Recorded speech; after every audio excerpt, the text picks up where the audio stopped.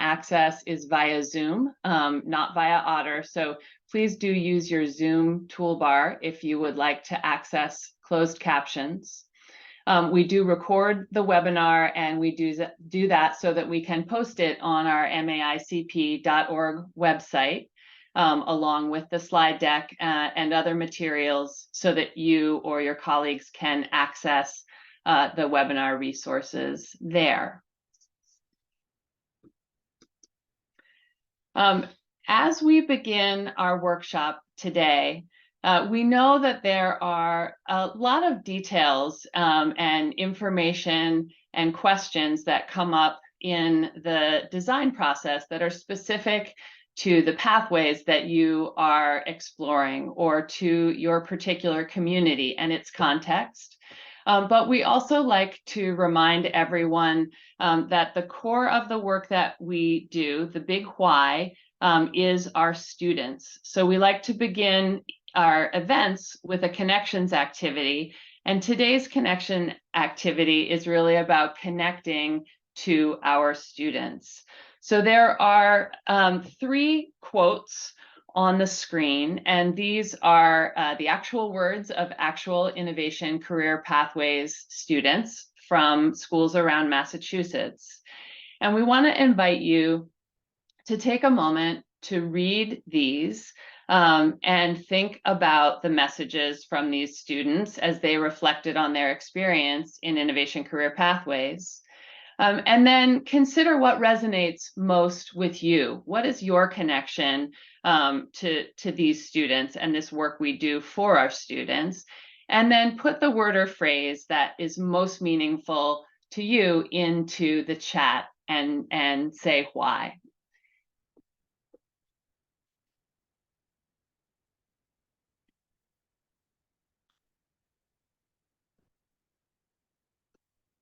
So while you all are taking a moment to read and reflect on those quotes, I do want to make a couple of introductions to the team who is here helping with this morning's workshop. So you already saw a post in the chat from Allison, who is one of my colleagues at the Center for Collaborative Education, and will be providing tech support for us throughout today's workshop, sharing links and making sure that the breakout rooms operate. So if you run into any technical glitches, feel free to send Allison a message in the chat, and she will do her best to help you out. It's great to see your responses coming into the chat. I encourage everyone to take a look there. So also joining us from the Center for Collaborative Education today is one of our coaches, Scarlett Tanetta. And then I am CCE's Director of Coaching and the lead on the Innovation Career Pathways project. And my name is Annie Leonard.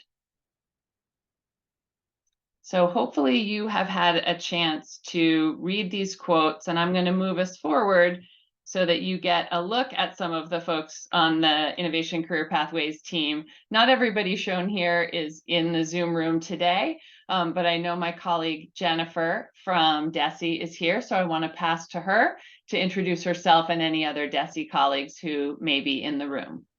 Great. Good morning, all.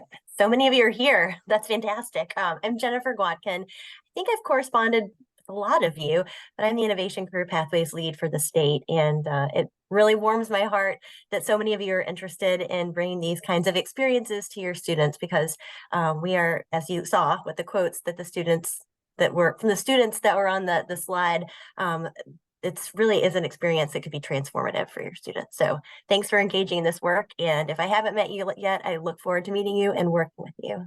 Thanks. Thank you so much, Jennifer.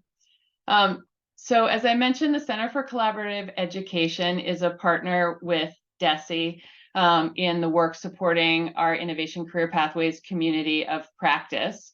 And if you were with us at our opening event on the 14th of September, you heard a lot about our offerings to this community, both online resources, virtual events, and in-person events. and you'll be hearing more about those later on in today's workshop. But our focus today is really meeting the needs of Innovation Career Pathways teams, whether you are an existing designee that is looking to expand your pathway programming, or a newer member of the community looking to be in the application process this year. This workshop is intended to help you learn about strategies and tools that can support a successful pathway design process. It will offer you multiple opportunities to connect with peers and engage in design and problem solving. And as always, we hope that these events help you build connections across our whole network. And we're going to do that today by concluding our welcome and introductions shortly, and then moving into the first of two breakout sessions. In the first session, you will be in randomly mixed groups using a series of 3 rounds of prompts to discuss design challenges coming up in your work and sharing those on a Jamboard. Then we're going to spend some time focusing on specific resources for the design process. And then you will have an opportunity to self-select into a second round of breakouts.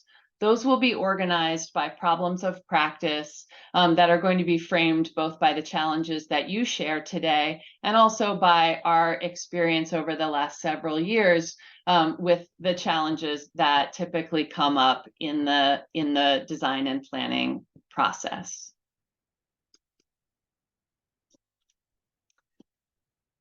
Okay, so just a quick refresher as we start to talk about design challenges, to remind you about the Innovation Career Pathways guiding principles, because as you know, applicants are required to demonstrate that pathways are rooted in all 5 of these guiding principles in order to receive designation.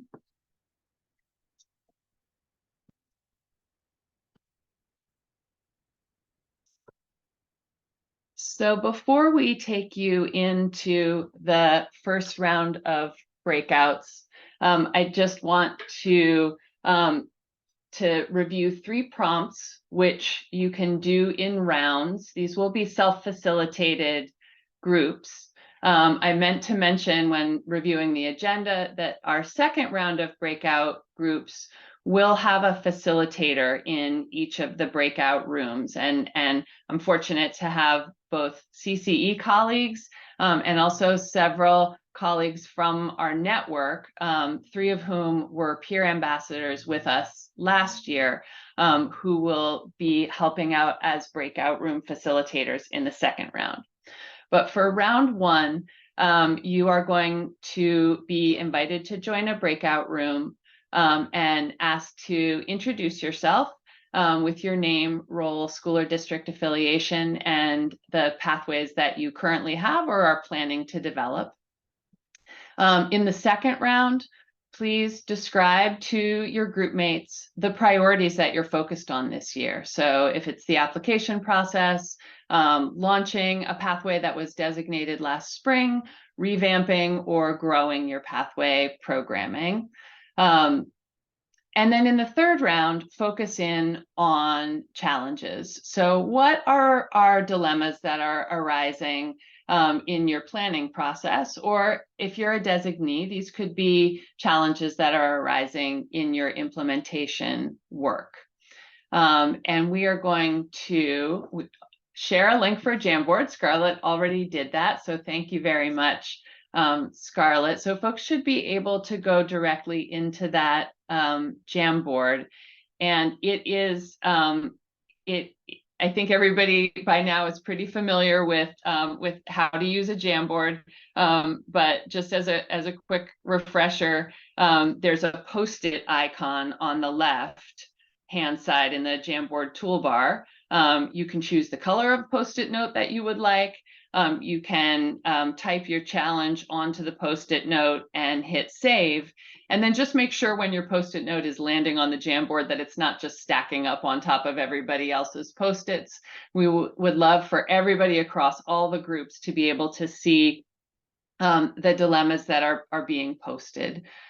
So I did post a couple of samples in there to give you an idea of what your post might look like. And in just a minute, we will send you out for this first breakout period. So this is going to go for about 15 minutes. We will send you time reminders periodically to make sure that you're moving through the rounds of conversation. All right, Allison, are we ready to go to breakouts? Great.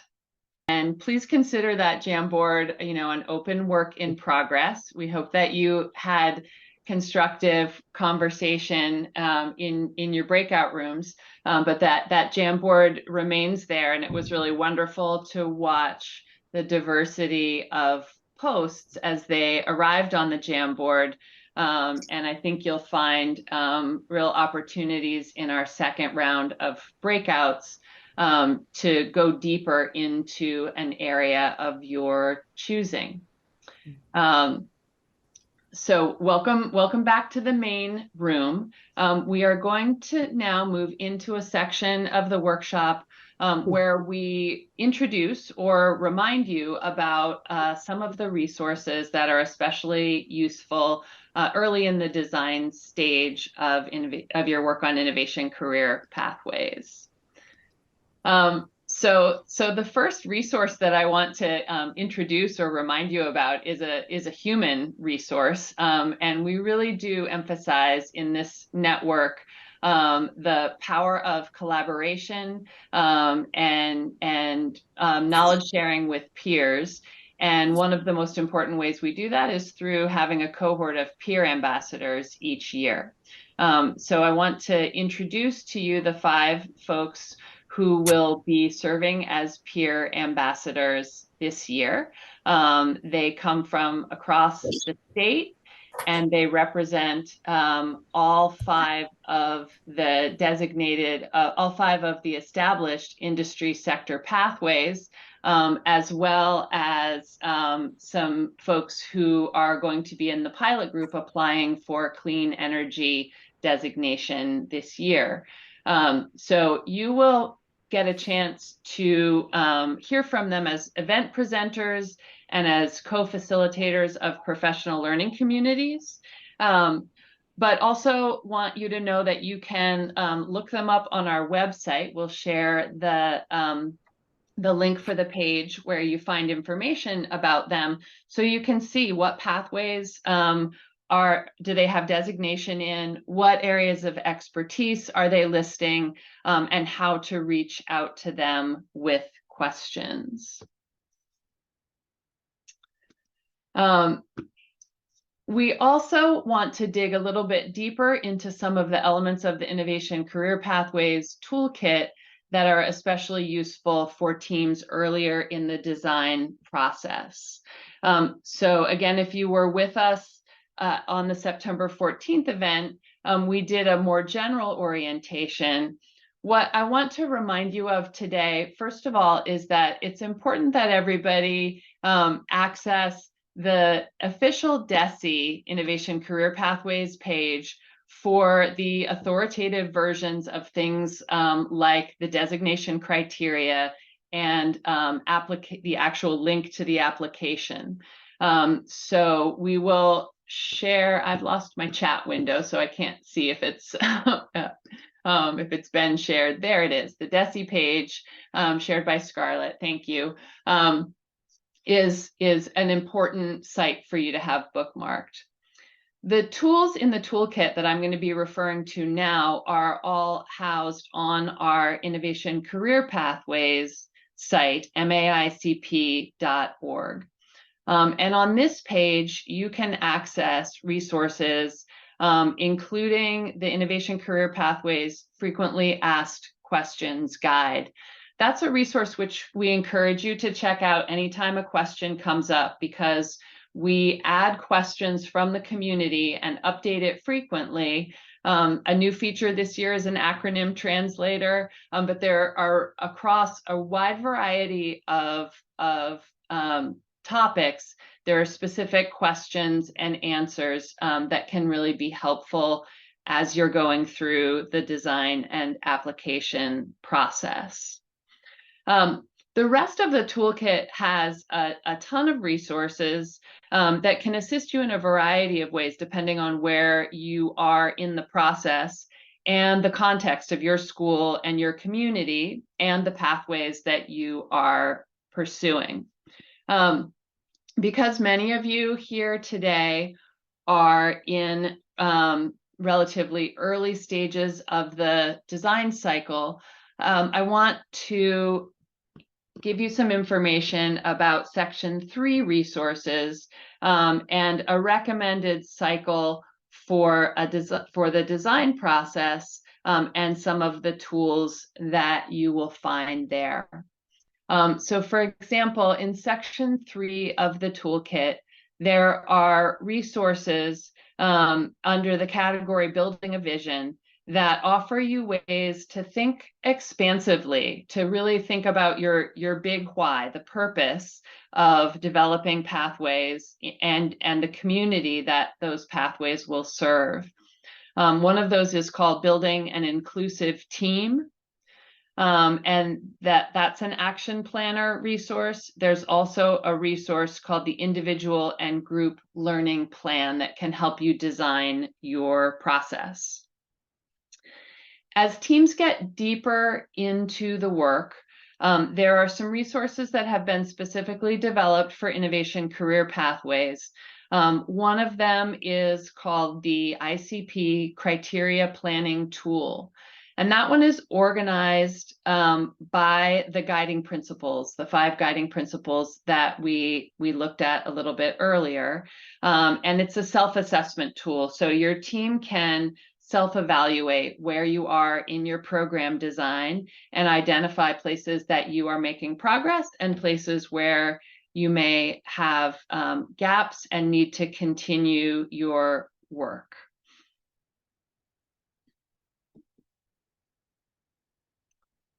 So then I want to also highlight some specific tools found elsewhere in the toolkit that come up that may help you once you've identified gaps that you need to fill.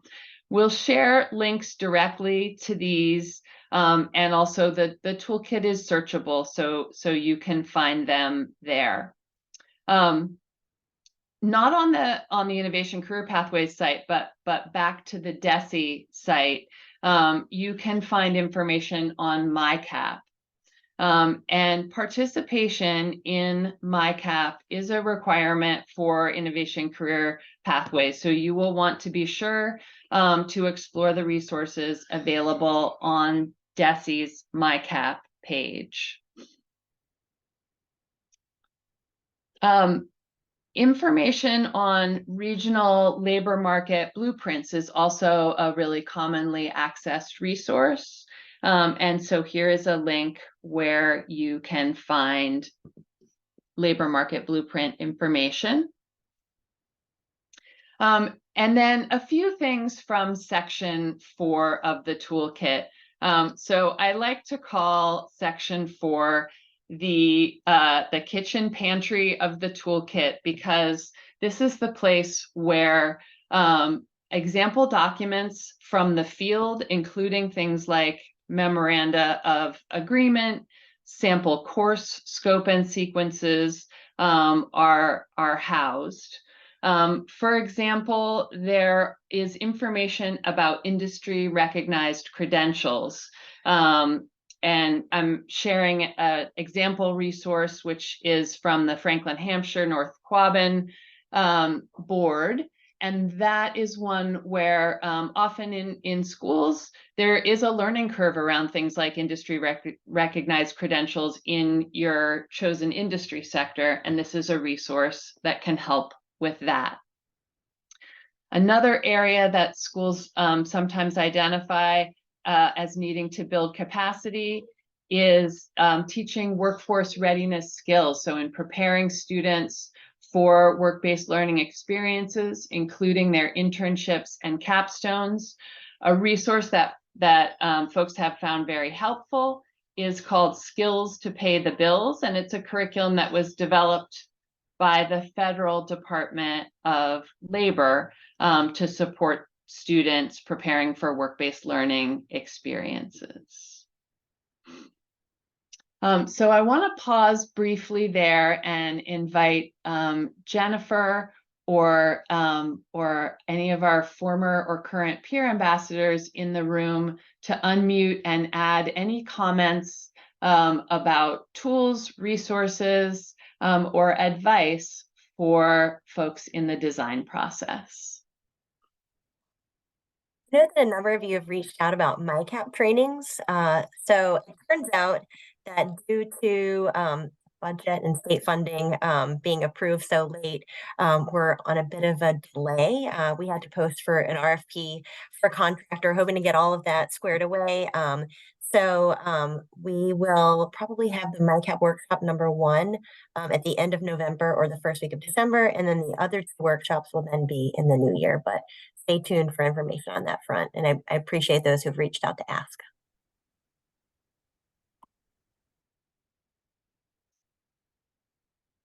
Thank you, Jennifer. And if there are questions coming up about these tools, you can put them in the chat. What we want to do now is really offer you a few minutes of quiet time. I'm going to set a timer for about 4 minutes so that you can continue your exploration of the toolkit and its resources. And I invite you to think specifically about the challenge that you posted to the Jamboard or someone else's post that you saw. If you want to go back to the Jamboard and explore that in the next couple of minutes. But if it's helpful to turn your camera off so that you can think quietly about the resources in the toolkit, please do that. But leave your sound on so that when we call you back together, you hear the call.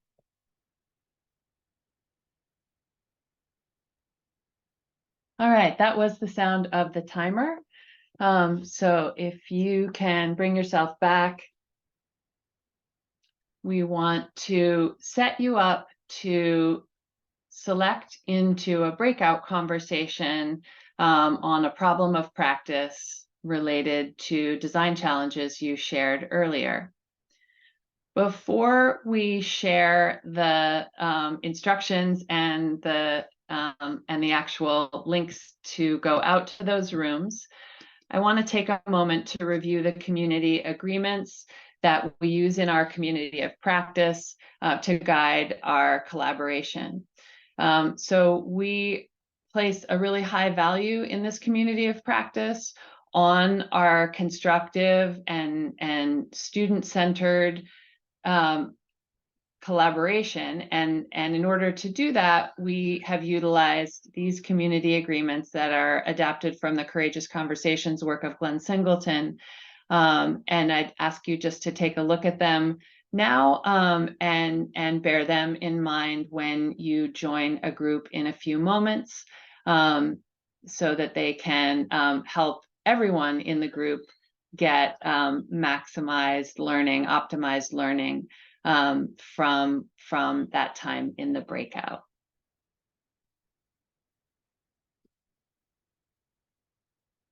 So based on what we are seeing in the Jamboard and from past experience, we have 6 facilitators and 6 topic areas where we're going to offer breakout rooms. And based on your situation, again, what you know your challenges are, but also if you're here today with multiple members of your team, you may want to spread your team out across breakout rooms. So consider the topics that you see here. Take a moment to review the titles. You'll also see the first name of the person who will be facilitating in that room. And know that there are going to be Google Docs used to document the problem of practice discussions that happen in these rooms. So if you are having a hard time choosing among a couple of rooms, know that you will be able to look back at the notes from all of the rooms after the workshop when we post the resources.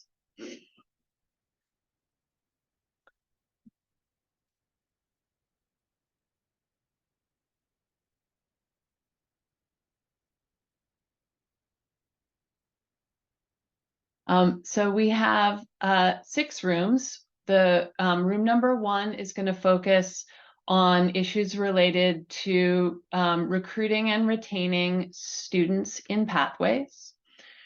Room number 2 is going to look at coursework and scheduling, thinking about scoping coursework that is for technical and advanced courses that align with industry standards and post-secondary opportunities in the industry sectors.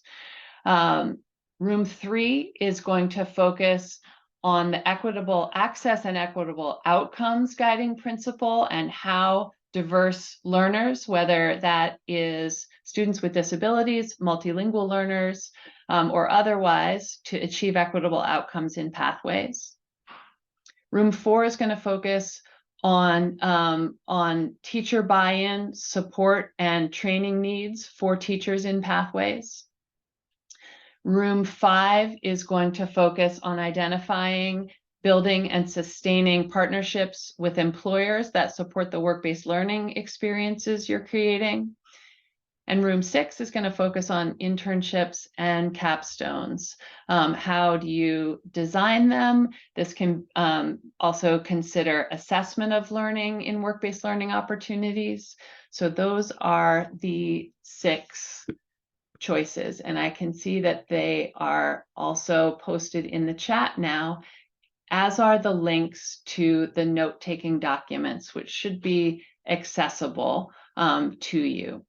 So we want this to be an open choice. We hope that there's good distribution across the groups. It may be that some groups are larger and smaller than others, and that's okay. But we're going to open up the Zoom prompt that will enable you to select your group, and you need to have your Zoom window wide open typically in order to see that choice when it pops up. So just a quick refresher slide. If I click forward, you'll see a reminder about how to join a breakout room. When you should get a pop-up on your screen when Allison opens them up.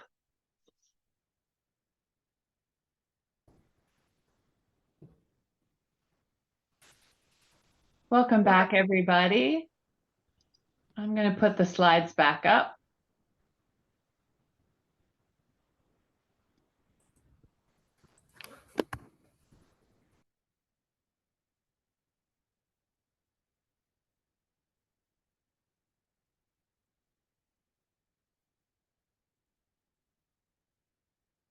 Always difficult to end the breakout rooms. I know as a facilitator, I was saying, yes, this is a really complex question, and there's a lot of help available as the timer ticked down to 0 and we closed the breakout rooms. So I hope that you had robust conversation, but also that you may have as many questions coming out of your breakout room time as answers, and that's okay. So raising questions is one of the real goals of today's workshop. It's part of a process that will lead you through a really careful and sometimes complex process that will take you towards a design for pathways that are really the best possible fit for your students, your school, and your community.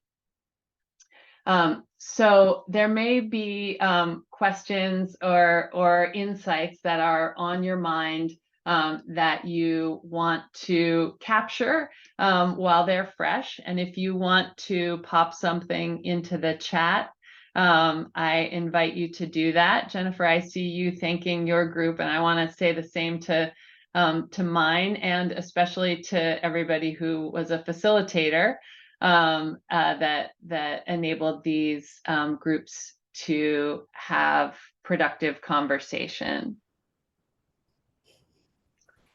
Annie, one quick thing that came up is the emails for everyone on this call. Do you have them? Will you make them available? Because I think a lot of people wanted to continue conversations, and not everyone was able to share their emails in the doc and the shared doc.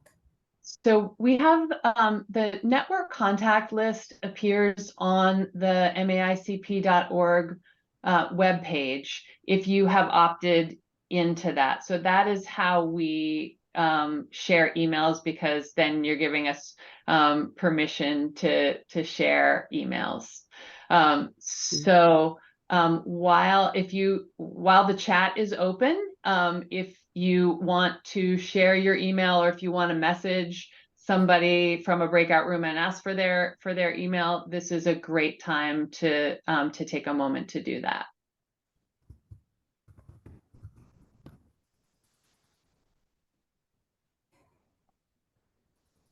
Oh. There's the contact list. Thank you, Jennifer, for posting that. Oh, it's great.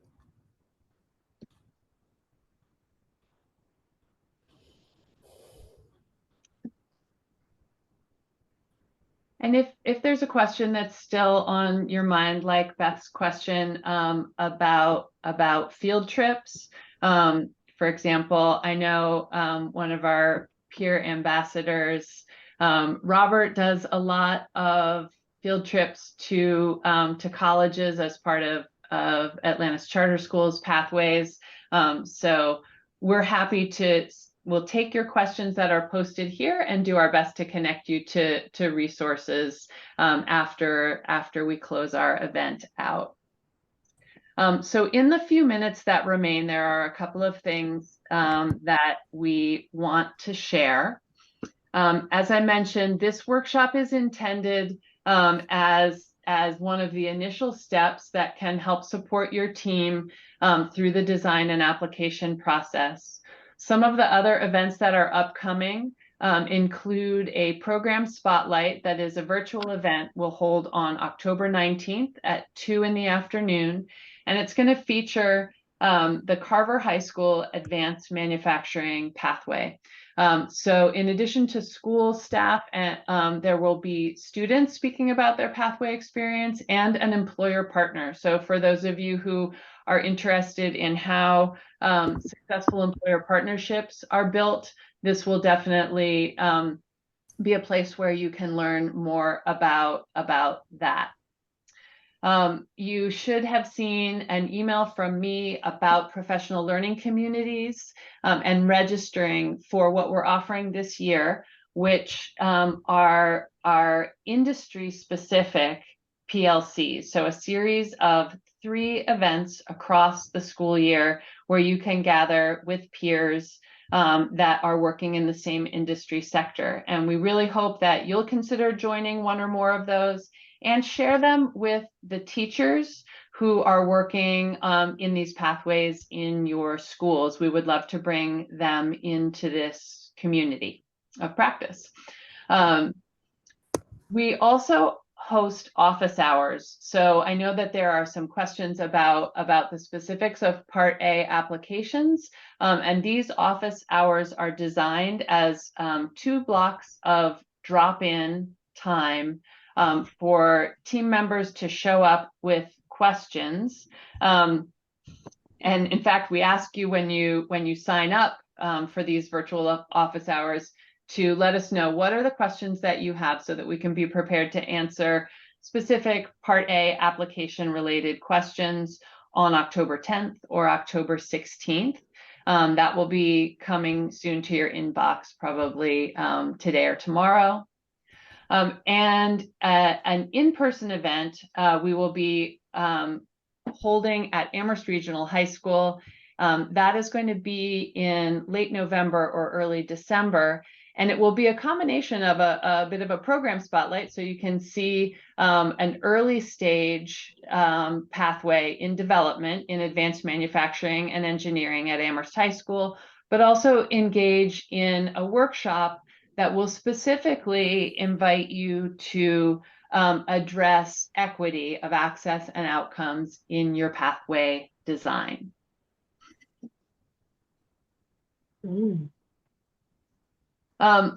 Finally, we always do an event survey at the end of our workshops.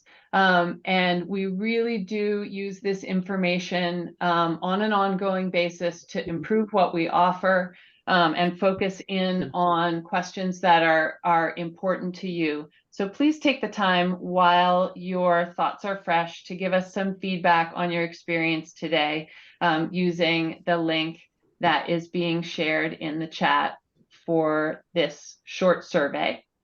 The survey is anonymous, but as an incentive, after you complete the survey, you will be offered a chance to enter your email and enter yourself in a raffle. We do the drawing at the end of the year. So the more events you attend and the more surveys you complete, the greater your chances are of being selected as a winner of our raffle at the end of the year. So please do open up that survey now and begin to fill it out. And while you are doing that, I want to say thank you again to our breakout facilitators. And Jennifer, anything you'd like to add before we close out the session? No, just echoing what you said. Thank you, everyone. I know it's a busy time of year and really appreciate you making time for this. Can we have access to the form to put the names on? I tried to open it, but it wouldn't open for me. It could be just me. The network contact list? Correct. So the way that you get added to that is by there's a checkbox when you register for our events that asks if you want to be on it. So you should see that the next time you register for an event.